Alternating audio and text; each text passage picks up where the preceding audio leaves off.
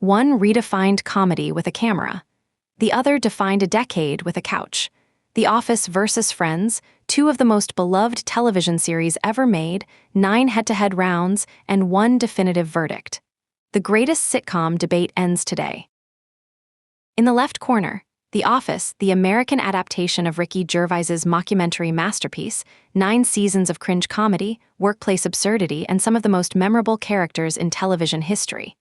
In the right corner, Friends, 10 seasons, 6 friends, 1 apartment, 1 couch, and a cultural footprint so enormous it defined the 1990s and early 2000s globally. Both are all-time greats, but only one can hold the trophy. Let the battle begin. Round 1, Comedy Writing. The Office wins this round, and it is not particularly close. The mockumentary format unlocked an entirely new genre of comedy, cringe humor, talking head confessionals, and situational comedy built on the unbearable authenticity of real workplace dynamics. Michael Scott's painfully well-intentioned incompetence, Dwight Schrute's delusional self-importance, Jim's exasperated glances at the camera, these were comedic innovations, not formula. The Office writing room produced more quotable moments per episode than arguably any sitcom in television history. Friends is brilliantly crafted traditional network comedy, setup, punchline, audience laugh track, but its format is fundamentally conventional. The Office invented something new. The Office wins round 1 and takes the early lead. Wait, Friends fires back decisively in round 2 on cultural impact.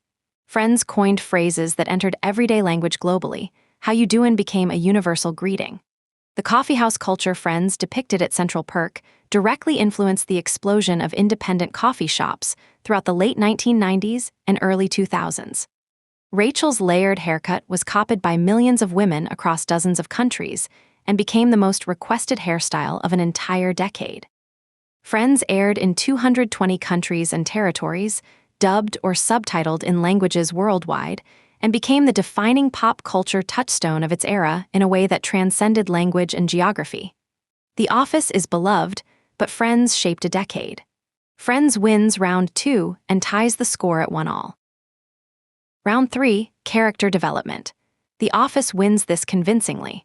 Michael Scott begins the series as a cringe-inducing, tone-deaf boss who says exactly the wrong thing in every situation.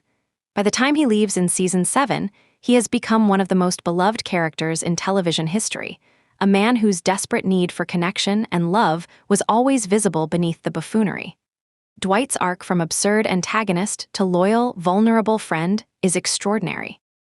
Jim and Pam's relationship is one of the most carefully constructed romantic storylines in sitcom history. Friends' characters are genuinely funny and likable, but they do not change meaningfully over 10 seasons. Ross is still neurotic, Joey is still simple, Chandler still deflects with sarcasm. The Office grows its characters. The Office wins round 3 and leads 2-1. Here is the twist. Round 4 goes to Friends on iconic moments. We Were on a Break entered the cultural lexicon as the most debated relationship dispute in sitcom history. The one where Ross got married sent 2 cast members to London and delivered one of the most satisfying dramatic payoffs in comedy television. And the series finale of Friends was watched by 52 million viewers in the United States alone, the most watched episode of a sitcom in American television history since Seinfeld. The night it aired was a cultural event. Offices closed early. Watch parties filled bars. Friends generated iconic, unmissable television moments at a scale that defined its era. The Office has brilliant moments, but none match that scale.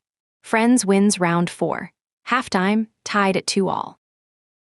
Halftime, and we are perfectly tied at 2 wins apiece. The Office leads on writing and character development. Friends leads on cultural impact and iconic moments. 5 rounds remain, and this is genuinely anyone's match. Do not go anywhere. Round 5, Rewatchability. The Office wins this clearly. Since its arrival on Netflix in 2014, The Office has consistently ranked as the #1 most rewatched series on the platform globally, year after year. It functions perfectly as background television, familiar enough to run while you work, funny enough to pull your full attention when a great scene lands. The format rewards deep rewatchers who notice background gags, foreshadowing, and continuity details on second and third viewings. This passive rewatchability has introduced The Office to entirely new generations of viewers who were not alive when it originally aired. Friends is also highly rewatched, but Netflix's own data consistently showed The Office outpacing it before the show moved to Peacock. The Office wins round 5 and leads 3-2. The comeback, round 6, goes to Friends on cast chemistry. Jennifer Aniston, Courtney Cox, Lisa Kudrow, Matt LeBlanc, Matthew Perry, and David Schwimmer, 6 actors who became so synonymous with their characters that it is genuinely difficult to imagine any of them played by anyone else. Their chemistry was so palpable and natural from the very first episode that the show required almost no warm-up period. The group dynamic, the way they played off each other, interrupted each other, and reacted to each other, felt less like performance and more like genuine friendship being documented. The Office has wonderful performers, but its mockumentary format deliberately reduces that warmth. The 6 Friends cast members remain the most naturally compatible ensemble in sitcom history. Friends wins round 6 and ties the score at 3-all. Round 7, streaming numbers. The Office wins this by an historic margin.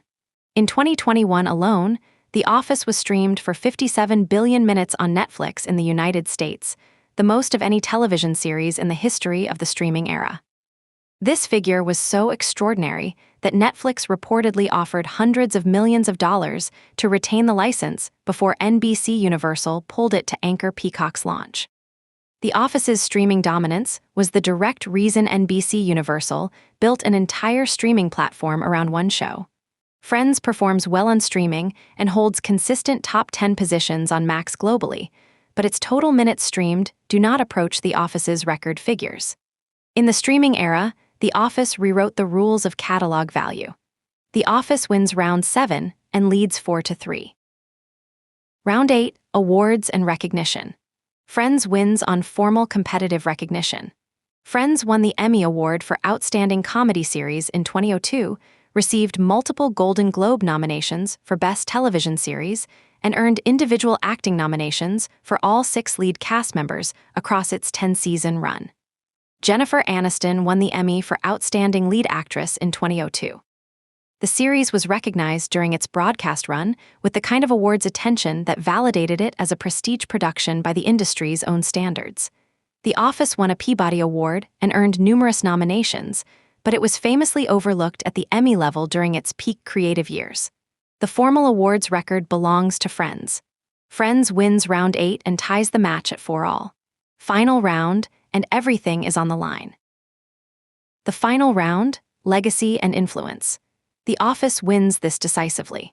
The mockumentary format that The Office popularized for American television audiences directly inspired Parks and Recreation, Abbott Elementary, What We Do in the Shadows, Modern Family, and dozens of critically acclaimed comedies that now dominate modern television.